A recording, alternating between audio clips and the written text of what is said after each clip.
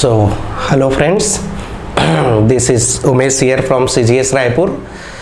और जैसा कि हम लोगों ने डिस्कस किया था, तो हम CGPSC मुख्य परीक्षा के विभिन्न विषयों के प्रश्नों का विश्लेषण कर रहे हैं लगातार। और लास्ट टाइम हम लोगों ने भाषा के विषय का विश्लेषण किया हुआ है, और इसी क्रम में आज हम लोग कॉन्स्टिट्यूशन और पब्लिक एडमिनिस्ट्रेशन जो है उसका विश्लेषण करने जा रहे हैं। तो आइए देखते हैं कॉन्स्टिट्यूशन और पब्लिक एडमिनिस्ट्रेशन में मोर और लेस, चूँकि जो कॉन्स्टिट्यूशन है, संविधान है, और लोक प्रशासन है, पब्लिक एडमिनिस्ट्रेशन है, वो हमारे प्रारंभिक परीक्षा के भी कुछ आयामों को कवर करता है। उसके साथ साथ ऐसे के लिए और अलग अलग पेपर्स के लिए भी महत्वपूर्ण है। हालांकि सिलेबस में उसका वेटेज जो है वो बहुत ज़्यादा नहीं दिखता है, पर इसको आप ऐसे के प्रोस्पेक्टिव से, पेपर 7 के प्रोस्पेक्टिव से, अलग अलग जीएस के प्रोस्पेक्टिव से भी समझें। तो आइए हम लोग आज के इस सेशन में जितने भी प्रश्न हैं पेपर 3 पार्ट 2 के, उसको कवर करेंगे। आगे चलकर हम इसको 1 to 1 भी डिटेल में कवर करेंगे, जिससे कि हम लोग को फ्यूचर प्रॉस्पेक्ट क्या है, किस तरह के प्रश्न आ सकते हैं इसमें आगे, प्रारंभिक परीक्षा और करंट अफेयर से इसका क्या लिंकेज है अलग अलग पेपर से, उसको भी हम समझेंगे। तो आज हम लोग 1 to 1 सभी प्रश्नों के बारे में देखेंगे। तो फर्स्ट क्वेश्चन जो है वो आप देख सकते हैं कि what are the main grounds for criticism of the Government of India Act 1935। तो गवर्नमेंट ऑफ इंडिया एक्ट 1935 के बारे में आप लोगों ने देखा होगा। ये हमारे इतिहास का भी एक इम्पॉर्टेंट टॉपिक है, भारतीय इतिहास का। तो इसके लिए हमारे पास काफ़ी सारी पृष्ठभूमि है। और अगर आप गवर्नमेंट ऑफ इंडिया एक्ट 1919 जो है वहाँ से देखते जाएं तो मॉन्टेगू चेम्सफोर्ड का रिफॉर्म हुआ, उसके बाद साइमन कमीशन आया, उसके बाद आपका राउंड टेबल कॉन्फ्रेंसेस हुए 3, उसके बाद वाइट पेपर आया 1933 का। इनको देखते हुए हम पाएंगे कि जो मेन सार का टॉपिक है, आंसर राइटिंग कैसे करना है, उसको हम लिख के भी 1 to 1 क्वेश्चंस में देखेंगे। But here you can see the limitations of the Government of India act was it lies in the very formulation of the act itself, like it provided for the provincial autonomy। provincial autonomy जो है उसका प्रावधान था, but ये limited हुआ। Governors के पास overriding powers थे, तो ये एक अपने आप में लिमिटेशंस था कि हम लोग को इफेक्टिव प्रोविंशियल लेवल पे ऑटोनॉमी नहीं दिखी। हालांकि जो 1937 का जो चुनाव हुआ इसके बेसिस पे, उसके कारण हम लोग को एक जो हमारे जो लीडर्स हैं प्रोविंशियल लेवल पे, उनको स्वतंत्रता का एक टेस्ट जरूर मिला कि किस तरीके से ये बेहतरीन हो सकता है। पर चूंकि गवर्नर के पास ओवरराइडिंग पावर्स थे, that was one of the limitations. अब 2 नंबर का क्वेश्चन है, तो 4 पॉइंट आपको लिखना है। तो आंसर एंड सेशन में हम लोग देखेंगे कि कैसे लिखते हैं। No full responsibilities of the government at the centre. तो सेंट्रल लेजिस्लेचर जो है वो वैसे भी ब्रिटिश गवर्नमेंट के कंट्रोल में था, इंडिया लेवल पे नहीं था, ब्रिटिश कंट्रोल में था। ठीक है। उसी तरीके से डिवीजन ऑफ पावर के बारे में अगर आप देखें तो सेपरेट इलेक्टोरेट्स और कम्युनल रिप्रेजेंटेशन यहाँ पे बढ़ते हुए दिखा। तो this was also one of the limitations, because the seats of communal representation started to be sown since like 19th century. 1907 में भी आपको वो दिखता है। उसके बाद सेपरेट इलेक्टोरेट आपको 1919 में भी दिखता है, पर 1935 के एक्ट में भी ये आपको दिखता है। एक्सेसिव पावर्स जो थे वो गवर्नर जनरल के पास थे, तो ये भी एक गवर्नर जनरल के पास एक्सेसिव ओवरराइडिंग पावर था, डिसिजिव कंट्रोल था। फिनांस, मिलिट्री, डिफेंस, इस सब में भी इनके पास पावर था। रेस्ट्रिक्टेड फ्रेंचाइजी था। वोटिंग राइट्स जो है वो 10% पॉपुलेशन तक सीमित थे, and then it was on the basis of property income and the educational qualifications. So this is also one of the limitations of the government of India Act 1935.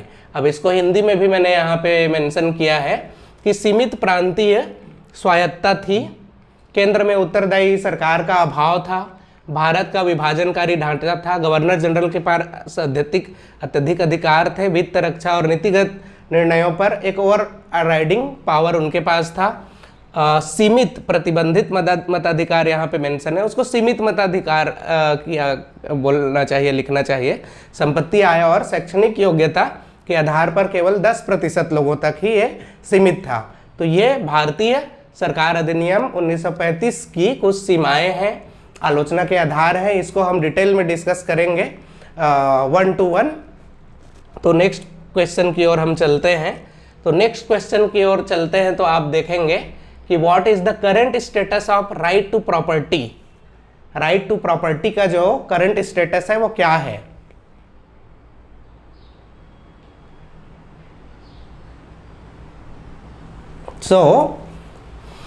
Right to property जो है सबसे पहले part 3 के अंतर्गत cover था। It was covered under 19F 1F and article 31. So it is no longer a fundamental right. Earlier it was covered under article 19(1)(f) and 1931.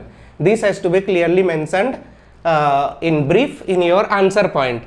ये 44th Constitutional Amendment Act जो है 1978 से, उसके बाद इसको एक लीगल या कॉन्स्टिट्यूशनल राइट के रूप में स्थापित कर दिया गया। It was moved from part 3 under article 31 and article 19(1)(f) to article 300A.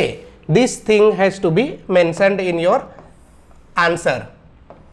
Now what does it say? No person shall be deprived of his property save by authority of law. तो अब ये legal right के दर्जे में है, यही बात आपको बताना है 2 नंबर में, ठीक है। संपत्ति के अधिकार का वर्तमान स्वरूप क्या है, what is the nature of right to property. तो अब ये मौलिक अधिकार की श्रेणी में नहीं है, इसको 44वें संवैधानिक संशोधन से के द्वारा हटाकर भाग 3 जो है मूल अधिकारों के श्रेणी से हटाकर अनुच्छेद 300A के अंतर्गत प्रतिस्थापित किया गया है। किसी व्यक्ति को उसकी संपत्ति से विधि के प्राधिकार के बिना वंचित नहीं किया जा सकेगा। So this is the current position of right to property under Indian constitutional mechanism. Now let us move to the other question. The other question says Fred Riggs ने लोक प्रशासन के तुलनात्मक अध्ययन में किन किन 3 प्रवृत्तियों का उल्लेख किया है। तो अब कंपैरेटिव पब्लिक एडमिनिस्ट्रेशन का पार्ट है ये। फ्रेडरिक्स जो है उनका प्रिज्मेटिक साला मॉडल था और उसके अंतर्गत आप देखते हैं खासकर जो डेवलपिंग कंट्रीज हैं इंडिया जैसे प्रसिया के बेस पे उन्होंने अपना प्रिज्मेटिक साला मॉडल के अंतर्गत डेवलपिंग कंट्रीज के लिए विशेष अध्ययन किया था और ये नीतिगत पॉलिसी मेकिंग में अलग अलग आयामों के ऊपर इम्पोर्टेंस या लाइट फोकस करता है। So what do we see here कि ये नॉर्मेटिव से इंपेरिकल की ओर गया। जो नैतिक लोक प्रशासन का एक नेचर था कि हम लोग नॉर्मेटिव रहते थे, मतलब कैसा होना चाहिए लोक प्रशासन, उसके बजाय फ्रेडरिक्स ने फोकस किया कि क्या है, इस पे हम लोग अगर फैक्चुअल एस्पेक्ट पे फोकस करें तो ज़्यादा बेहतर रहेगा। मूल्य आधारित निर्देशों से तथ्य आधारित अवलोकनों की ओर परिवर्तन, ठीक है। Then the second part is idiographic to nomothetic. तो वैयक्तिक जो था उससे सामान्य नियम की ओर जाओ, स्पेसिफिक को छोड़ के आप जनरल की ओर जाओ, विशिष्ट वर्णनात्मक अध्ययनों से सामान्य सिद्धांत निर्माण की ओर जाओ।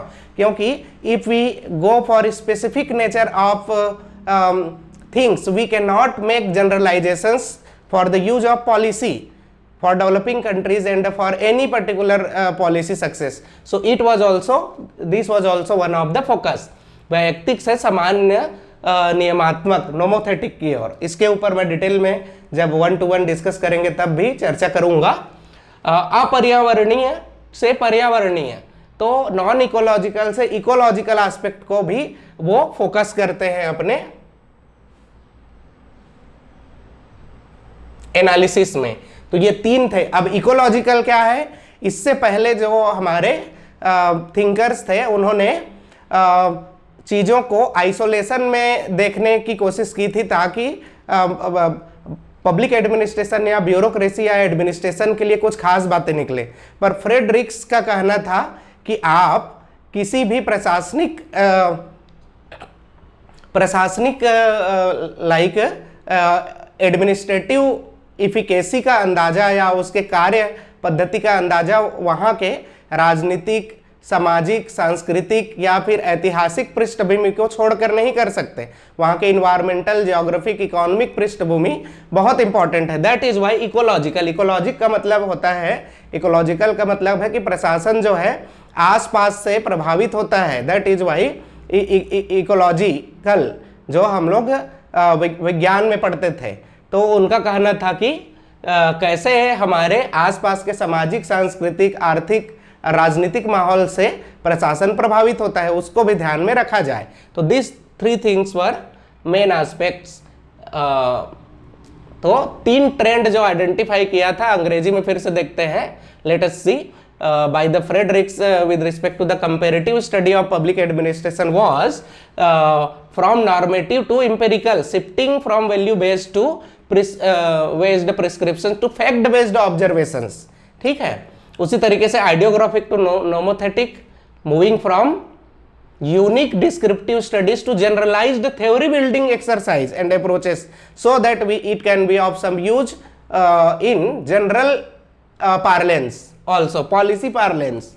Non ecological to ecological study, तो एडमिनिस्ट्रेशन को आप environmental, political, ecological, economical, geographical, social, cultural context से कंपेयर कर सकें। ठीक है, तो ये भारत जैसे देश के लिए बहुत इंपॉर्टेंट है। तो जो यूपीएससी के साथी हैं उनके लिए हम इसको अलग से भी डिटेल में डिस्क्राइब करेंगे।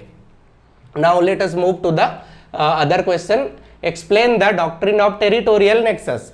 तो डॉक्ट्रिन ऑफ टेरिटोरियल नेक्सस का प्रादुर्भाव जो है विशेषकर इस पृष्ठभूमि में हुआ है कि आर्टिकल 245 के अंतर्गत जो पार्लियामेंट है और स्टेट लेजिस्लेचर्स है उनको पावर है लॉज बनाने का। तो वो लॉज है, स्टेट का लॉ है, वो कब ओवरराइडिंग हो सकता है दूसरे स्टेट्स में भी, या फिर वो किसी और लॉ को कैसे ओवरराइड कर सकता है। तो कब, जब सब्सटेंशियल नेक्सस हो, a real and sufficient connection nexus between the state and the object or person targeted by the law. That is basically the part of not only article 245 के अंतर्गत आप इसको देख सकते हैं।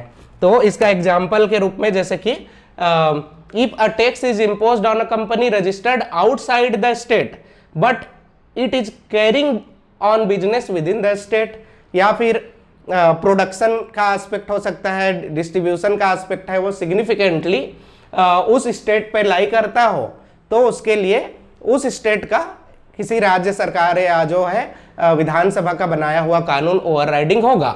अब इसके लिए जो मेनली केस लॉ है वो है, 1 second, the specific case law for it is State of Bengal versus RMD Chamarbaugwala 1957 का जजमेंट है, उसको रिफर किया जा सकता है। स्पेशली किनके लिए, जो जुडिशियरी वगैरह का तैयारी कर रहे हैं या लॉ या पॉलिटिकल साइंस ऑप्शनल के लोग हैं, यूपीएससी की तैयारी कर रहे हैं, they can refer to this particular judgment with regard to the doctrine of eminent domain. Next question की ओर अपन जाते हैं। हिंदी में इसको देखते हैं। क्षेत्रीय संबंध के सिद्धांत को स्पष्ट कीजिए। तो क्षेत्रीय संबंध का सिद्धांत का अर्थ है राज्य विधानमंडल द्वारा बनाया गया कोई कानून, यदि राज्य और उस कानून के विषय या व्यक्ति के बीच वास्तविक और पर्याप्त संबंध, यही है जो एस्पेक्ट में कह रहा था, वास्तविक और पर्याप्त, रियल एंड सफिशिएंट नेक्सस रहे, तब राज्य की भौगोलिक सीमा से बाहर भी लागू हो सकती है। आर्टिकल 245 स्पेशली 2, किसी कंपनी पर अगर कर लगाना हो तो राज्य के बाहर पंजीकृत है लेकिन राज्य के भीतर व्यापार कर रही है। छत्तीसगढ़ में कोई कंपनी व्यापार कर रही है, काम कर रही है, पर वो छत्तीसगढ़ से बाहर रजिस्टर्ड है, किसी दूसरे देश में रजिस्टर्ड है, तो भी यहाँ पे हमारे स्टेट का कानून लागू होगा। दिस इज द जो बेसिक ये है क्षेत्रीय संबंध के सिद्धांत की अवधारणा। ठीक है, now let us move to the other question. विकास प्रशासन को स्पष्ट कीजिए। तो डेवलपमेंट एडमिनिस्ट्रेशन के बारे में ये प्रश्न है। तो जो विकास प्रशासन है वो मेनली 1950s-60s में पोस्ट कॉलोनियल एरा में, वर्ल्ड वार 2 के बाद जो पोस्ट कॉलोनियल एरा में जब डेवलपिंग कंट्रीज के बारे में बात करते हैं तब विकास प्रशासन का विशेष योगदान है पॉलिसी मेकिंग, प्रोग्राम फॉर्मुलेशन और इम्प्लीमेंटेशन में, क्योंकि वहाँ पे विशेषकर शिक्षा, स्वास्थ्य, पॉवर्टी, इंफ्रास्ट्रक्चर इस पे काम करने की बात थी। तो ये लोक प्रशासन में इस विकास प्रशासन या डेवलपमेंट एडमिनिस्ट्रेशन का प्रादुर्भाव हुआ। तो आप देख सकते हैं लोक प्रशासन की वह शाखा है जो आर्थिक वृद्धि, सामाजिक न्याय, समग्र विकास के उद्देश्य से योजनाओं के निर्माण, क्रियान्वयन और निगरानी पर केंद्रित होती है। इसका विशेष महत्व विकासशील देशों में, फॉर एग्जाम्पल लाइक इंडिया, और इसमें क्षमता निर्माण, नवाचार और जन भागीदारी पर जोर दिया जाता है। तो डेवलपमेंट एडमिनिस्ट्रेशन भारत जैसे देश के लिए बहुत इंपॉर्टेंट है। Explain development administration, again we get it here. तो ऐसा ब्रांच जो पोस्ट, इसमें बैकग्राउंड को मैंने अभी डील नहीं किया है। 2 मार्कर के हिसाब से कौन से पॉइंट आपके आंसर में रहना चाहिए वो यहाँ पे मेंशन्ड है। तो the branch of public administration that focuses on planning. Now these things are very important. Let us see planning, implementation, monitoring of programs aimed at economic growth, social justice also, and then overall development, especially in developing countries like India. It emphasizes on capacity building aspect, innovation aspect, participation aspect, participatory aspect पे भी ये focus करता है, क्योंकि विकास प्रशासन में आप बिना कम्युनिटी के को इन्वॉल्व किए आप डेवलपमेंट एडमिनिस्ट्रेशन में किसी डेवलपिंग कंट्रीज में आप बहुत अच्छी एफिकेसी की अपेक्षा नहीं कर सकते हैं। तो that is why it focuses on specific program formulation and implementation parts, its monitoring part, the community participation aspect, their capacity building aspects, etc. तो 1 to 1 जब हम चर्चा करेंगे डिटेल में 2-4 मिनट्स के पर क्वेश्चन के लिए वीडियो, तो और हम लोग इसको विशेषकर देखेंगे। अभी के लिए we can move to the next question. Now C, gram sabha के अप्रभावी कार्यकरण के कारणों की परिगणना कीजिए। तो ग्राम सभा क्यों अप्रभावी है अभी तक? तो अभी तक जन जागरूकता और सहभागिता का अभाव है। अभी भी लोग इतने जागरूक नहीं है कि वो लगातार ग्राम सभा की बैठकें जो है वो अटेंड करें कंटिन्यूअस बेसिस पे। उसके अलावा स्थानीय प्रभावशाली वर्गों का अभी भी वर्चस्व है। महिलाओं का जो जिस तरीके से हम लोगों ने देखा था या संकल्पना की थी कि उनका इक्विटेबल पार्टिसिपेशन हो, इफेक्टिव पार्टिसिपेशन हो, वो भी अभी तक मिसिंग रहा है।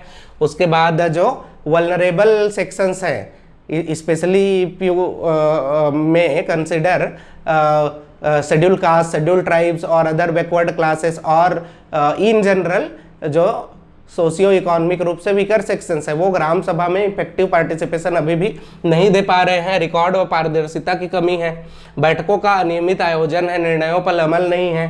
उसके अलावा एक फॉर्मेलिटी का इंस्टीट्यूशन बन के रह गया है, क्योंकि कहीं ना कहीं उनके पास फंड, फिनांस, फंक्शंस के ऑटोनॉमी नहीं है। वो कहीं ना कहीं अभी भी डिस्ट्रिक्ट एडमिनिस्ट्रेशन और स्टेट एडमिनिस्ट्रेशन से कंट्रोल्ड है। तो एक जो जेन्युइन ऑटोनॉमी है वो अभी प्राप्त नहीं है ग्राम सभाओं को। इसको हम डिटेल में और डिस्कस कर सकते हैं। The reasons responsible for ineffective working of the gram सभास।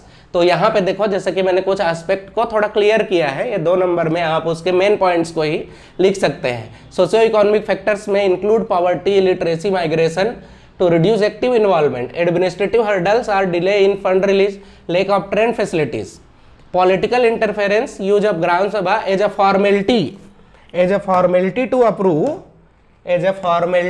approve pre decided plans by the district and state administration. अब इसमें बुरा मानने वाली बात नहीं है, कड़वी सच्चाई है। आप छत्तीसगढ़ या किसी और राज्य का भी इसमें उदाहरण ले सकते हैं। आप लोगों ने अभी हसदेव वाला भी प्रकरण देखा होगा, और भी बहुत सारे प्रकरण हैं। और यहाँ पे ग्राम सभा के कई बार डिसीजंस उनके व्यूज़ का विशेष वैल्यू होता है, पर वो कई बार वो फर्जी होता है, कई बार वो फॉर्मेलिटी के लिए बस होता है। तो उस आयाम को विशेष लिखा है। Political interference is there, use of gram sabha as a formality to approve the pre-decided plans। उसके बाद कल्चरल कॉन्स्टेंट्स हैं, gender bias, exclusion of marginalised communities. Example बहुत सारे स्टेट्स में, in many states gram sabha meetings are called only to fulfil procedural requirements for schemes like MNREGA without genuine discussions. MNREGA बस का example देना सार्थक नहीं है, और भी बहुत सारे हैं, जैसे कि माइनिंग लीज है, लाइसेंस है, और अलग अलग एक्टिविटीज़ हैं। Even the finance commissions at the level of state and centre has done their fund has done not so effectively with regard to providing the capacities और like real autonomy to the gram sabhas. तो ये है, अभी भी participation जागरूकता का ही अभाव नहीं है, और वो राजनीतिक इच्छा शक्ति है नहीं कि वैसा हो। तो ये भी एक कारण है। स्पष्ट कीजिए कि भारतीय संविधान की प्रस्तावना भारत के संविधान का प्रवेश द्वार या और उसकी आत्मा है। तो प्रियम्बल जो है या हमारे जो प्रस्तावना है उसमें क्या क्या चीज़ें हैं। संविधान का मुख्य परिचय है, मूल दर्शन है, आदर्श है, उद्देश्य है, वो आप देख पाते हैं यहाँ पे। मार्गदर्शक सिद्धांत जो हैं वो यहीं से आते हैं संविधान के। उसके बाद शक्ति का स्रोत भी यही है, we the people of India है। दृष्टिपत्र, हमारा विजन जो है भारत देश के लिए, हमको न्याय, स्वतंत्रता, समानता, बंधुता की स्थापना का संकल्प है, वो भी यहीं पे है। तो यही संविधान की आत्मा के रूप में परिलक्षित होता है। इसीलिए इसको बेसिक स्ट्रक्चर जो है वो कॉन्स्टिट्यूशन का भाग भी केशवानंद भारती में सुप्रीम कोर्ट के द्वारा बोला गया है। So in English you can see it provides the introduction to the constitution, reflects the basic philosophy, ideals and objectives of the constitution, guiding principles, guide for interpreting the constitutional provisions, source of authority, and then also you can see, one second, it declares the power is derived from the people, vision is expressed to resolve the to secure justice, liberty, equality and fraternity for the Indian people। तो ये आयाम है। Let us move to the next question. इसको हम लोग जब 1 to 1 discuss करेंगे तो we will open the preamble itself and then we will try to find out as to how many types of questions can be possible. क्योंकि CGPSC में लगातार preamble के ऊपर अलग अलग क्वेश्चंस आते हैं। कभी आता है कि उसका लक्ष्य क्या है, कभी उद्देश्य क्या है, उसकी प्रकृति क्या है। तो इस आयाम पे हम लोग को क्या लिखना है उत्तर में, ये हमको क्लियर होना चाहिए। सो इसीलिए हम लोग 1 to 1 भी इन प्रश्नों को देखेंगे। छत्तीसगढ़ सामान्य प्रशासन विभाग से आप क्या समझते हैं? तो ये एक मेन कोऑर्डिनेशन नोडल डिपार्टमेंट होता है स्टेट गवर्नमेंट का, जो कि चीफ सेक्रेटरी के द्वारा, प्रमुख सचिव के द्वारा हेडेड होता है। तो नीति निर्धारण हो, चाहे वो कार्मिक पर्सनल एडमिनिस्ट्रेशन हो, चाहे वो विभागों के बीच में कोऑर्डिनेशन हो, समन्वय हो, ये सभी काम होते हैं। इसमें बहुत सारे ब्रांचेस होते हैं छत्तीसगढ़ के। आप अगर जनरल एडमिनिस्ट्रेशन डिपार्टमेंट को देखेंगे तो मुझे लगता है 12 से 15 ब्रांचेस जो है, शाखाएं हैं, सेक्शंस वहाँ आपको देखने को मिलेंगी, जहाँ पे अलग अलग विभिन्न कार्य होते हैं। चूँकि चाहे वो पर्सनल एडमिनिस्ट्रेशन का हो, आईएएस का, राज्य सिविल सेवा के अन्य काडर के जो अधिकारियों की नियुक्ति, पद स्थापना के बारे में हो, उनकी सेवा के बारे में हो, पदोन्नति के बारे में हो, मुख्य जो नीतियां और नियम हो, प्रशासनिक नियम है, आचार संहिता है, परिपत्र है, कैबिनेट के प्रमुख निर्णय जो है वो भी विभिन्न विभागों से, जनरल एडमिनिस्ट्रेशन विभाग चूँकि वो चीफ सेक्रेटरी के द्वारा हेडेड होते हैं, वहाँ पे जाते हैं। केंद्र और राज्य सरकार और राज्य और केंद्र के बीच में भी समन्वय का काम यहाँ से होता है। प्रोटोकॉल और दूसरे जो औपचारिक कार्य हैं, प्रशासनिक सुधार या पारदर्शिता का, अभी आप लोगों ने देखा होगा छत्तीसगढ़ में जैसे कि ई ऑफिस है और भी बहुत सारे जो डिजिटल गवर्नेंस की योजनाएं हैं वो आपको देखेंगे कि उसमें सामान्य प्रशासन विभाग के अधिकारियों का विशेष रोल होता है। हम इसको जब 1 to 1 देखेंगे तो कुछ एग्जाम्पल के साथ भी डिस्कस कर सकते हैं। अब देखिए what do you under general administration department of government of Chhattisgarh, तो इसको करीब करीब मैं हिंदी में ही कवर कर लिया हूँ। Posting, promotion, service matters, then it looks after the policy and rules also, codes, circulars also, then coordination aspect, protocol and ceremonial functions, administrative reform aspects, transparency aspect जैसे कि RTI या और भी विभिन्न प्रकार का पोर्टल का काम हो सकता है, Pragati portal, Samiksha portal and this and that portals by central government, they are also taken care of by the general administration departments only, being the nodal department of the state. सुशासन के क्रियान्वयन में लाल फताशाही जो है एक प्रमुख अवरोध के रूप में काम करती है। इस पे हमको टिप्पणी करना है, वी हैव टू कमेंट। तो लाल फीताशाही क्या है? लाल फीताशाही सरकारी नियमों, प्रक्रियाओं और औपचारिकताओं का अत्यधिक पालन, जिसके कारण निर्णय लेने या क्रियान्वयन में अनावश्यक विलंब होता है, सुशासन के संदर्भ में यह एक प्रमुख अवरोध है। कैसे है? तो सेवाओं में विलंब हो सकता है, स्वीकृति, लाइसेंस, लाभ मिलने में लंबा समय लग सकता है, पारदर्शिता व विश्वास की कमी हो सकती है। अगर कॉम्प्लेक्स प्रोसीजर्स रहेंगे तो इससे पब्लिक फेथ जो है वो कम हो सकता है। नवाचार, भ्रष्टाचार की संभावना बढ़ सकती है। विलंब, रिश्वत और अवैध लाभ के अवसर, अपॉर्चुनिटीज क्रिएट हो सकते हैं। उसी तरीके से नवाचार व पहल में कमी, अधिकारी जोखिम लेने से बचते हैं, पुराने तरीकों को अपनाते हैं। इसीलिए लगातार जो है hub and spoke model, single licensing का प्रक्रिया है। उसी तरह ईज ऑफ डूइंग बिजनेस पे राज्य शासन इसलिए काम कर रही है। अलग अलग राज्य शासन जो है वो चाह रहे हैं कि सिंगल विंडो क्लियरेंस की व्यवस्था हो और कैसे रेड टेपिज्म को कम किया जाए, ये प्रयास लगातार हो रहे हैं। सुशासन के लिए आवश्यक पारदर्शिता, जवाबदेही, दक्षता और तत्परता को लाल फीताशाही कमजोर करती है। इसे दूर करने के लिए ही good governance, e governance, governance प्रक्रियाओं का सरलीकरण, single window clearance, hub and spoke model, विकेंद्रीकरण, डिसेंट्रलाइजेशन, सिंगल विंडो सिस्टम अपनाना आवश्यक है।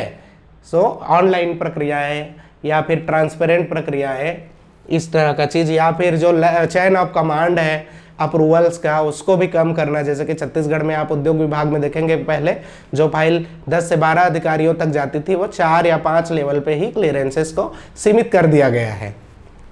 Now let us see this question in English also. So red tapism refers to excessive adherence to official rules, regulations and procedures, often leading to unnecessary delays in decision making and implementation. In the context of good governance, it becomes a major obstacle due to delays in service delivery, approval, license, benefits को पाने में delay, loss of transparency and trust, increased corruption risk, creating scope for rent seeking and bribery approaches, and then discouraging innovation and initiatives. Officers also become risk averse, sticking to the outdated procedures.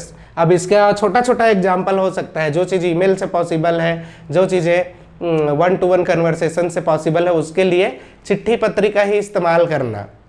इस तरीके का चीज़ भी आप red tapism के part के रूप में छोटे से छोटे चीज़ों को पॉइंट आउट करके उसको घुमाते फिराते रहना। पुराने समय में तो आज से 15 साल पहले हम जब ब्यूरोक्रेसी में काम कर रहे थे तो और भी ज़्यादा डिफ़िकल्ट हुआ करता था। अभी चीज़ें आसान हो गई हैं। अभी बहुत सारे निर्देश और एक्शंस जो है व्हाट्सएप मैसेज से हो जाते हैं, कॉल से हो जाते हैं या ईमेल से हो जाते हैं। पुराने समय में ईमेल को हम लोग बहुत जगह पे इंटरटेन भी नहीं करते थे। हम बोलते थे कि इसका बराबर ऑफिस मेमोरेंडम आना चाहिए, लेटर आना चाहिए, इस प्रपत्र में, इस प्रारूप में आप इस फॉर्म को भर कर भेजिए, तभी आपका ये चीज़ संभव होगा। अभी चीज़ें आसान हो गई हैं, सभी चीज़ों को ऑनलाइन कर रहे हैं। हम लोग डिजिटल डैशबोर्ड्स की ओर जा रहे हैं, हम लोग ई ऑफिस की ओर जा रहे हैं, हम लोग फाइल ट्रैकिंग सिस्टम्स की ओर जा रहे हैं। ठीक है, So for good governance, which requires transparency, accountability, efficiency, and responsiveness, red tapeism is counterproductive. Administrative reforms such as good governance, e-governance, simplification of procedures, decentralization, single window clearances are essential to overcome it, and to the extent possible, government at different states including Chhattisgarh is eyeing to move towards this direction to bring down the red tapeism. संविधान के आधारभूत मूल ढांचे की अवधारणा को स्पष्ट कीजिए। संविधान के कौन से प्रावधान इससे संबंधित न्यायिक निर्णयों में सम्मिलित किए जाते रहे हैं? तो मैंने कुछ पॉइंट्स को ही यहाँ पे मेंशन कर दिया है, आप इसको देख सकते हैं। Like the supremacy of the constitution, तो बेसिक स्ट्रक्चर डॉक्ट्रिन कब कैसे आया उसको भी हम देखेंगे। 1-to-1 क्वेश्चंस पे हम लोग और बात कर सकते हैं।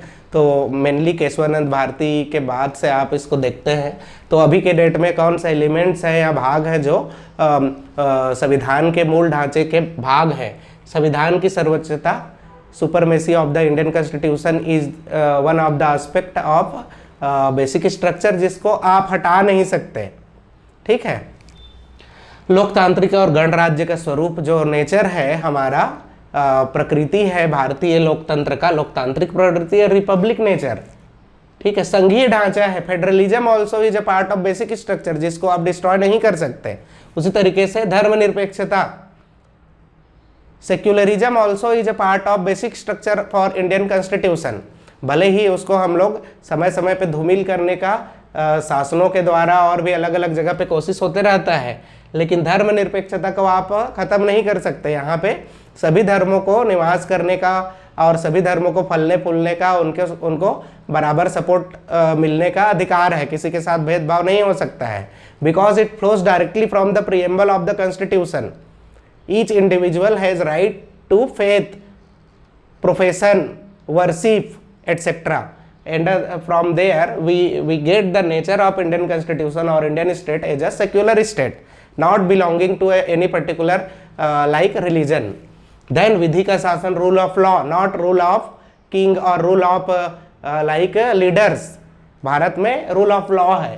यहाँ पे किसी एक पर्टिकुलर विंग, जुडिशरी या फिर पब्लिक रिप्रेजेंटेटिव्स या ब्यूरोक्रेसी का रोल या उन्हीं का बस शासन नहीं है। Rule of law, everyone is under rule of law and under the constitutionalism. मौलिक अधिकारों की सुरक्षा है। न्यायपालिका के independence of the judiciary also is a part of basic structure doctrine. NJAC judgement में इसको बोला गया है। उसके बाद शक्तियों का पृथक्करण, division of power, separation of power between the legislature, executive and your judiciary. This also is a part of basic structure. स्वतंत्र एवं मुक्त चुनाव, free and fair elections also is a part of basic structure doctrine. अभी के आज के date में बहुत सारे इस पे प्रश्न उठाए जा रहे हैं। इलेक्शन कमीशन का जो सीमा है उनके साथ कुछ लिमिटेशंस हैं, उसको भी हम लोग आगे किसी सेशन में देखेंगे। तो free and fair election also is a part of basic doctrine, इससे आप भाग नहीं सकते। इसीलिए जो सुप्रीम कोर्ट में अभी SIR जो बिहार में चल रहा है उसको एकदम कीनली मॉनिटर कर रहा है सुप्रीम कोर्ट लगातार, ठीक है। तो अब इसकी अवधारणा के बारे में देखते हैं, कब आया, कैसे आया। Let me make it a bit of clear to you all. So basic structure doctrine जो है उसकी परिकल्पना इस तरीके से हुई, उसका प्रादुर्भाव इस तरीके से हुआ कि संसद जो है किन चीज़ों को संवैधानिक जो है बदलाव या अमेंडमेंट के रूप में लाकर बदलाव कर सकता है।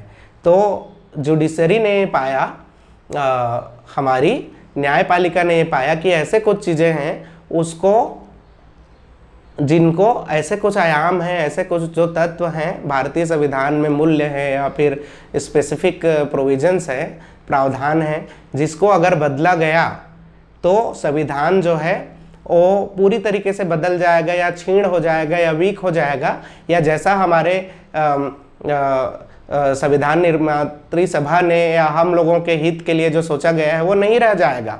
तो बेसिक स्ट्रक्चर डॉक्ट्रिन जो है वो बेसिकली विधायिका के शक्ति को सीमित करता है संवैधानिक संशोधन के रिस्पेक्ट में। ठीक है, अगर मूलतः देखा जाए तो 1967 में Golaknath versus state of Punjab जो है उसमें बेसिकली संसद जो है मौलिक अधिकारों में संशोधन नहीं कर सकती। बेसिकली 24th कॉन्स्टिट्यूशनल अमेंडमेंट इसके बारे में बोला गया था। ठीक है, दो प्रकार के शक्तियों का भी उसमें बात किया गया था। 1973 में अगर हम देखें तो under Kesavananda Bharati versus state of Kerala basic structure doctrine का प्रादुर्भाव हुआ। संसद संशोधन कर सकती है परंतु मूल ढांचे को नहीं बदल सकती। अब मूल ढांचा है उसका स्पेसिफिक यहाँ पे वर्णन नहीं किया गया था जो टाइम टू टाइम बताते गया है। मिनर्वा मिल्स 1980 में हम लोग मौलिक अधिकार और राज्य के नीति निर्देशक तत्वों के बीच में भी बैलेंस हम लोगों ने देखा, जो कि प्रारंभिक परीक्षा के लिए बहुत महत्वपूर्ण है, जिसको हम 1 to 1 देखेंगे। SR बोमई और स्टेट यूनियन ऑफ इंडिया 1994 में फेडरल नेचर और सेक्युलर नेचर को इंडियन स्टेट के बेसिक स्ट्रक्चर डॉक्ट्रिन का हिस्सा माना गया। NGC प्रकरण जो है 2015 में freedom of judiciary and like the eminence of या फिर न्यायिक नियुक्तियों में उनका जो रोल है उसको भी प्रधानता देने को भी मूल ढांचे का हिस्सा माना गया है। मूल ढांचा जो सिद्धांत है बेसिक स्ट्रक्चर डॉक्ट्रिन है वो भारत के संविधान की स्थिरता और लोकतांत्रिक स्वरूप की रक्षा के लिए एक संवैधानिक सुरक्षा कवच के रूप में है। यह सुनिश्चित करता है कि समय के साथ बदलाव हो परंतु संविधान की आत्मा जो है वो अक्षुण्ण बनी रहे। अब नेक्स्ट क्वेश्चन पे आते हैं, what is meant by state versus market debate. बाजार बनाम राज्य बनाम बाजार डिबेट जो है वो क्या चीज है, किस चीज से रिलेटेड है। तो बेसिकली जो राज्य बनाम मार्केट डिबेट है वो स्पेसिफिकली 1950-60s के बाद डेवलपमेंट एडमिनिस्ट्रेशन और कंपैरेटिव एडमिनिस्ट्रेशन की जब बात हुई, धीरे धीरे चल के इकॉनमी में बदलाव आए, लिबरलाइजेशन, प्राइवेटाइजेशन और ग्लोबलाइजेशन आए, तो दो तरह के विचार आए कि जो पब्लिक एडमिनिस्ट्रेशन है या ब्यूरोक्रेसी है या किसी देश का जो प्रशासन है उसको कहाँ पे फोकस करना चाहिए। तो दो तरह की इसमें बातें आई कि सरकार को फैसिलिटेटर का रोल अदा करना चाहिए, मार्केट जो है प्रोड्यूसर और मार्केट फोर्सेस जो है अपने आप में काम करती रहे। तो दूसरे जगह पे स्टेट के लिए एक दूसरा व्यू भी आया कि नहीं, राज्य जो है वो वेलफेयर स्टेट के रूप में भी देखेगा, तो लोगों के शिक्षा, स्वास्थ्य और उनके अधिकार, उनके लिए न्याय, उनके लिए समानता का काम जो है स्टेट का है, रेगुलेशन का काम भी स्टेट का है। जबकि मार्केट फोर्सेस बोलते हैं कि गवर्नमेंट को हर्डल के रूप में, लाइसेंस परमिट राज के रूप में नहीं आना चाहिए, उनको मार्केट फोर्सेस के हिसाब से डिराइव होना चाहिए। तो आप इसको इस तरीके से समझ सकते हैं कि नागरिकों को क्या कस्टमर के रूप में देखा जाए, तो मार्केट बोलता है कि हाँ और स्टेट बोलता है नहीं, जो वल्नरेबल सेक्शंस हैं, जो नॉर्मल लोग हैं, उनको आप, जैसे कि पब्लिक सेक्टर और प्राइवेट सेक्टर की भूमिका है, तो स्टेट और मार्केट के डिबेट में हम इसी को पाते हैं। ठीक है, तो आप इसको देख सकते हैं। क्लासिकल पब्लिक एडमिनिस्ट्रेशन में जो राज्य की एक डोमिनेंट भूमिका थी प्लानिंग में, कंट्रोलिंग में, लाइसेंसिंग में, रिसोर्सेस में और डायरेक्ट पब्लिक सर्विस प्रोवाइडर की भूमिका थी उनकी। जैसे कि पुराने समय में एयर इंडिया जो है वो सरकारी थी, अगर इसमें ब्रॉडबैंड एजेंसी, मोबाइल एजेंसी में देखा जाए तो BSNL, MTNL जैसी कंपनियों का बोलबाला था और भी मार्केट प्लेयर्स कम थे। पब्लिक सेक्टर यूनिट्स ज़्यादा थे, प्राइवेट सेक्टर्स कम थे। सेल आप लोगों ने देखा होगा, NTPC, पावर ग्रिड, महारत्न, नवरत्न, जो so called we know is they were the state apparatus earlier। बाद में क्या हुआ, जैसे जैसे globalisation, liberalisation, post 1991 era with respect to India, market gain prominence as a driver of efficiency, innovation and growth. The debate centered on how much control should remain with the government and how much should be left to the market. अब state का क्या prospective है, इसको देखें कि we need to ensure social justice, equity and protection of vulnerable groups. Then we also need to have administration when it comes to public order, law and order and enforcement and national security aspects. Then we state also has a predominant role for managing, for regulating the monopolies and preventing market failures. तो आज भी हम लोग जैसे कि सेबी जैसी संस्थाएं हैं, कंपटीशन कमीशन ऑफ इंडिया है, आरबीआई है, वो इस आयाम पे काम कर रही हैं, पर वहीं पे मार्केट जो है उसका प्रोस्पेक्टिव है कि कंपटीशन और इनोवेशन के लिए आपको मल्टी स्टेक होल्डर अप्रोच को प्रमोट करना पड़ेगा। आप फ्री का राशन नहीं दे सकते, फ्री भी इसको आपको कंट्रोल करना पड़ेगा। उसके अलावा मार्केट के हिसाब से आपको चलना चाहिए, गवर्नमेंट को मिनिमम रोल रखना चाहिए, भूमिका निभानी चाहिए, डायरेक्टली प्रोडक्शन एस्पेक्ट में नहीं जाना चाहिए। उसके अलावा मार्केट फोर्सेस को डिस्टर्ब नहीं करना। For example the subsidy issue, food subsidy का इशू है, फर्टिलाइजर सब्सिडी का इशू है, स्टेट वर्सेस मार्केट डिबेट के अंतर्गत ही आता है। उसी तरीके से आप अगर देखोगे कि आज का ही न्यूज है, जैसे कि स्पेस सेक्टर में, डिफेंस सेक्टर में भी अभी प्राइवेट सेक्टर ओपन हो सकते हैं, प्राइवेट सेक्टर के लिए ओपन, लिथियम माइनिंग के लिए प्राइवेट सेक्टर्स को आमंत्रित करना है। छत्तीसगढ़ में भी लिथियम सेक्टर, लिथियम का कुछ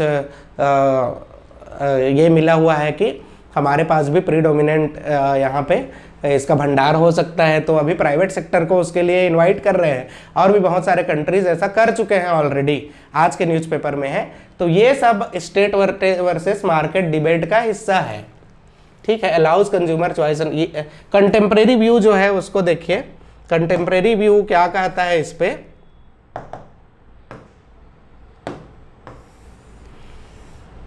most modern governance model advocate a mixed economy approach as in India, state and market complementing each other. The state provides regulation, welfare measures and infrastructure, while the market drives efficiency, investment and technological advancements. In India, sectors like telecom, airline, energy show market-led growth, but are still under government regulations, especially कौन सा, suppose nuclear energy, ठीक है। Telecom को तो हम लोगों ने काफ़ी हद तक ओपन कर दिया है, एनर्जी सेक्टर भी ओपन है, हम लोग के पास प्राइवेट डिस्ट्रीब्यूशन है, यूटिलिटीज़ है। For example in Delhi we have predominant role of Rajdhani, BSES, Tata, TDPL etcetera. The state versus market debate is not about choosing one over the other, but about finding the right balance where the state safeguards public interest while the market derives economic growth. So that is what is to be taken care of and to be kept in mind, ठीक है। Next question की ओर चलते हैं। भारतीय संविधान में राज्य के नीति निर्देशक तत्वों का समावेश राज्य के कल्याणकारी भावनाओं को प्रकट करता है। The DPSP in the Indian Constitution reflect the spirit of welfare state.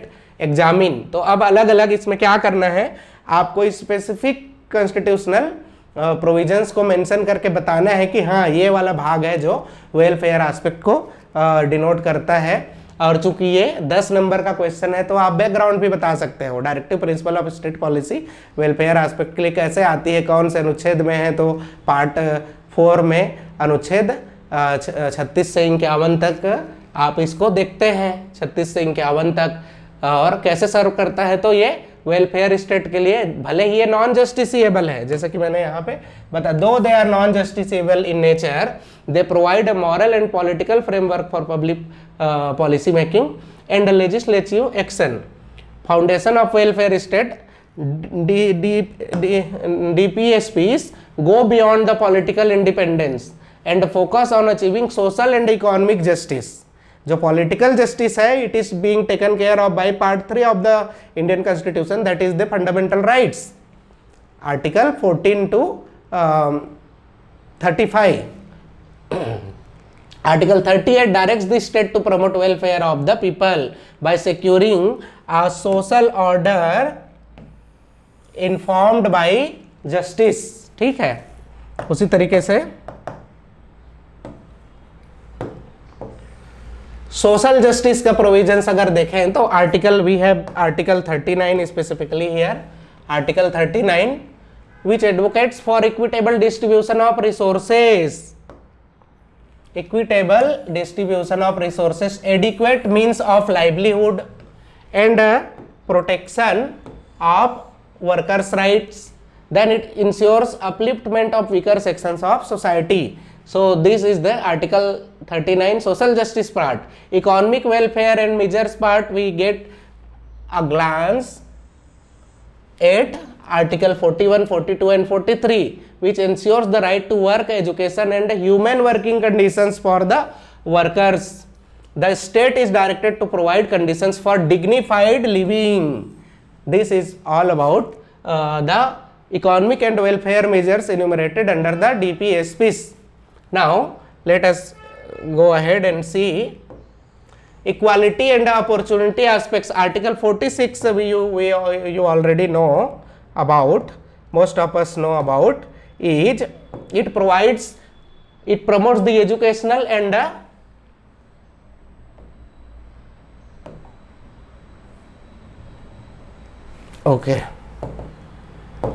it promotes the educational and economic interest of scheduled castes, scheduled tribes and other weaker sections including the general sections. Article 46 ही जो है वो force था जिसके कारण हम लोग भारत में आर्थिक रूप से जो पिछड़े वर्ग है, इकोनॉमिकली वीकर सेक्शन, ईडब्ल्यूएस का जो प्रोविजन है वो यहीं से आया है और उनके लिए रिजर्वेशन का प्रावधान भी आर्टिकल 46 को ध्यान में रखते हुए किया गया है. जो इंटेंट है, ऑब्जेक्ट है कॉन्स्टिट्यूशनल अमेंडमेंट का, अगर आप देखेंगे तो 46 is mentioned clearly there.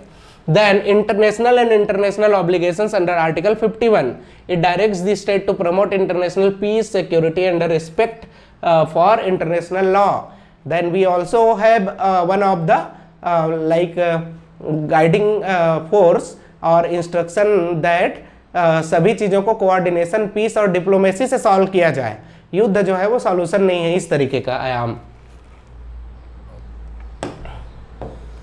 Now इसको मैंने लिख दिया था आपके पढ़ने के लिए. ये पीडीएफ जो है आप हमारे व्हाट्सएप ग्रुप में या फिर हमारे CGS बाय उमेश जो ऐप है उसके अंतर्गत भी आपको ये पूरा पीडीएफ मिल जाएगा. हालांकि हम हर क्वेश्चन के ऊपर डिटेल में अभी चर्चा करेंगे. So the DPSP transforms the constitution from a मियर legal framework into an instrument of social economic transformation. They guide the state's policy towards poverty eradication, equality, social justice, inclusive growth. While non-enforceable in the courts, successive governments have tried to implement them through various laws, schemes and reforms. Hence, their inclusion truly reflects the spirit of welfare states in the Indian Constitution.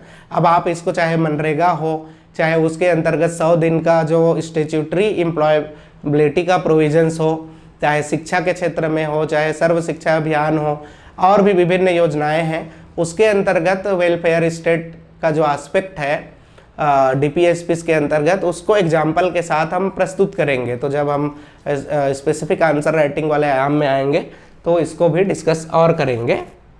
अभी फिलहाल हम next question की ओर चलते हैं. लोकपाल और लोकायुक्त जो है अधिनियम है, उसके अंतर्गत इसका उद्देश्य शक्ति की विवेचना करना है. क्या आपको लगता है कि इस अधिनियम के क्रियान्वयन के पश्चात भ्रष्टाचार की समस्या में कमी आई है? तो 2013 का लॉ है. इसका पृष्ठभूमि क्या था? अन्ना आंदोलन हुआ था 2013 के आसपास, जिसमें इसका डिमांड हुआ था. अब यहीं से आपको आम आदमी पार्टी गवर्नमेंट भी थोड़े दिन बाद दिखेगा. तो इसका उद्देश्य क्या था? अन्ना हजारे आंदोलन के बाद संसद में पास हुआ. अब बहुत ही एक प्रेशर में और हौच पौच में पास हुआ ये, और राजनीतिक शक्ति, इच्छा शक्ति का कमी था इसमें. इसका उद्देश्य केंद्र व राज्यों में स्वतंत्र और निष्पक्ष संस्थान के माध्यम से भ्रष्टाचार की जांच व निवारण करना है।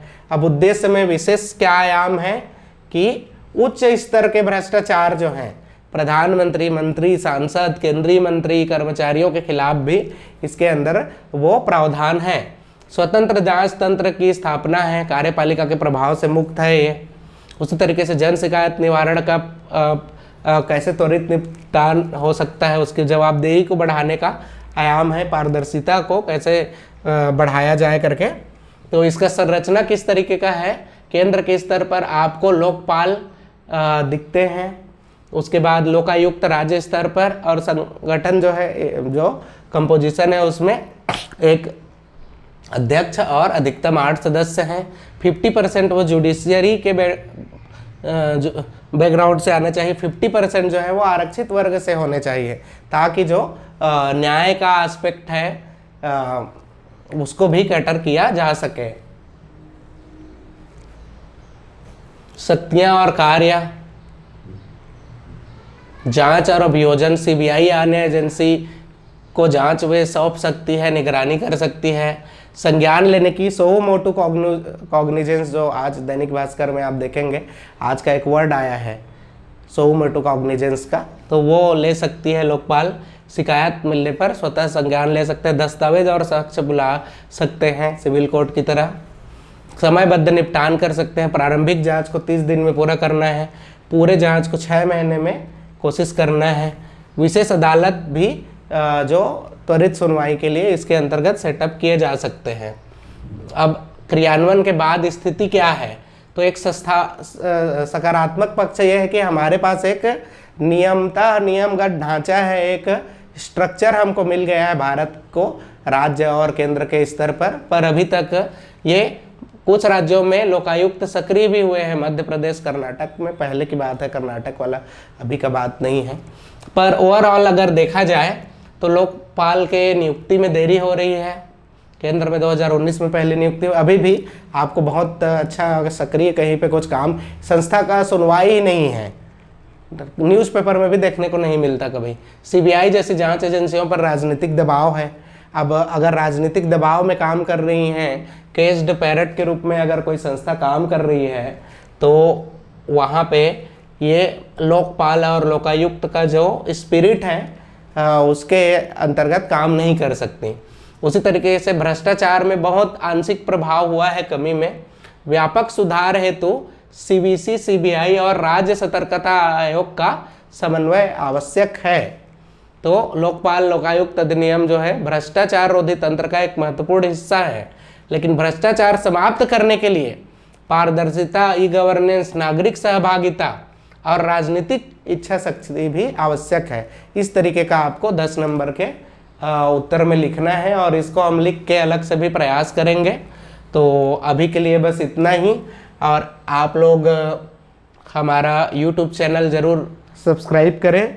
CGS रायपुर जो है, हम लोग 2020 से करीब करीब UPSC और CGPSC के लिए टेस्ट सीरीज, मेंटरिंग और कोचिंग, स्पेसिफिक कोचिंग्स, और अभी हाल फिलहाल में हम लोग स्कूल और कॉलेज के बच्चों के लिए काउंसलिंग के लिए काम कर रहे हैं, मेंटरिंग काउंसलिंग के लिए। We provide career guidance, counselling, professional mentorship also for civil services, prelims, mains and interview preparations. You can contact us. So please do get in touch with us whenever you feel need, and you also throw a word about our office. हम लोग Twitter, Instagram और हमारा app है CGS by Umesh. आप हमारे website को भी देख सकते हैं, जो एजुकेशनल के अलावा बाकी आयाम पे भी फोकस करती है। ठीक है, so we are basically a research oriented consulting, coaching and educational institute. हम लोग केवल बच्चों के साथ या पेरेंट्स के साथ काम नहीं करते हैं, हम लोग विभिन्न कोचिंग संस्थाओं के साथ भी एक पार्टनरशिप मोड में काम करते हैं। हम उनके क्लाइंट हो सकते हैं, वो हमारे क्लाइंट हो सकते हैं। हमारे बीच में कोऑपरेशन, हमारा जो उद्देश्य है वो कोचिंग्स को डिस्प्लेस करना या उनके कंपटीशन में नहीं रहना है। We need to be acting like a network also, ठीक है, while being focused on the results. So हमारा यूपीएससी पाथ फाउंडर के नाम से प्री कोचिंग और मेंटरशिप इनिशिएटिव है, ओरिएंटेशन प्रोग्राम है जिसमें हम कोचिंग से पहले क्या क्या पढ़ना चाहिए और सेल्फ स्टडी हो सकता है इसी बीच में किसी के लिए निकल के आए, उनको कोचिंग की आवश्यकता ना पड़े, उस आयाम पे हम डेली क्लासेस, सिलेबस, पीवाईक्यू का orientation, pre coaching studies, optional का सिलेक्शन सॉरी के बारे में बात करते हैं, जो ऑनलाइन और ऑफलाइन दोनों मोड पे उपलब्ध है। And similarly we have a CGPSC path finder pre coaching mentorship orientation programme also which is about near about 30 to 40 days. Flexible 15-day track also is available. Daily classes under like decoding the syllabus, decoding the pre and mains pattern, pre-coaching studies and both online and offline manner. तो UPSC path founder के बारे में तो मैं आपको बता ही दिया हूँ। तो अभी के लिए बस इतना ही। हम लोग 1-to-1 आने वाले समय में इन क्वेश्चंस को देखेंगे। उसके अलावा अभी नेक्स्ट वीक से 22 से यूपीएससी का भी मुख्य परीक्षा आयोजित होने वाला है। तो हम कोशिश करेंगे कि क्वेश्चंस को हम लगातार अटेंड कर पाएँ, स्पेशली यूपीएससी के चारों जीएस पेपर्स को भी और यूपीएससी के चारों जीएस पेपर्स को और ऐसे पेपर और बाकी पेपर्स को, ऑप्शनल के पेपर को। ऑप्शनल में हम सेलेक्टिव ऑप्शनल का एनालिसिस करेंगे। इसके साथ ही आने वाले समय में अभी कुछ दिनों में आपको CGPSC मेंस के सभी पेपर्स को हम डिकोड करने के बाद छत्तीसगढ़ के प्रारंभिक परीक्षा के लिए एनालिसिस करेंगे, क्योंकि नवंबर के बाद जो है नोटिफिकेशन आ जाता है। तो आप सभी साथी जो है वो दिसंबर से पहले ही प्रारंभिक परीक्षा की तैयारी और उसमें सक्सेस के लिए कॉन्फिडेंट रहे, उसकी कोशिश रहेगी। तो आप लोग हमारा चैनल को सब्सक्राइब कीजिए और हमारे ऐप को डाउनलोड करके रखिए, व्हाट्सएप ग्रुप में जुड़ के रहिए। ये हमारा ऐप है CGS बाय उमेश और हमारा एड्रेस जो है 1st floor Winky villa Chanchal Vihar, it's just near about canal road PWD bridge in old Rajendra Nagar. तो मोबाइल नंबर भी है और हमारा वेबसाइट भी है CGS रायपुर का, आप उसको देख सकते हैं। अभी हाल ही में मैंने CGS रायपुर में पेड इंटर्नशिप और मेंटरिंग की सुविधा के बारे में भी घोषणा किया है। तो अगर आप में से कोई साथी जो है वो सीरियस एस्पिरेंट होंगे यूपीएससी या CGPSC के नेक्स्ट ईयर के लिए, तो आप हमारे ऑफिस में इंटर्नशिप के लिए भी अप्लाई कर सकते हैं, जिसमें आपको कुछ पैसे भी मिलेंगे, पर आपको करीब 2-4 घंटे काम करना पड़ेगा आपके इंटरेस्ट के सब्जेक्ट में और रीडिंग राइटिंग में, और आपको प्री कम मेंस फोकस के साथ यहाँ पे फ्री मेंटरशिप भी मिलेगा, स्टडीज़ मिलेगा, क्लासेस मिलेगा। तो इस विशेषकर जो ऐसे साथी हैं जो चाहते हैं कि प्लान बी के रूप में वो अपना काम भी करते रहें, थोड़ा अर्निंग भी होते रहे और वो प्रारंभिक या मुख्य परीक्षा में यूपीएससी और CGPSC में सफल भी हो जाए, उनके लिए हमारे ऑफिस में लगातार इंटर्नशिप जो है वो ओपन है और आप इसका लाभ उठा सकते हैं। दूसरे साथियों को भी इसके लिए प्रेरित करें। Thank you so much for now.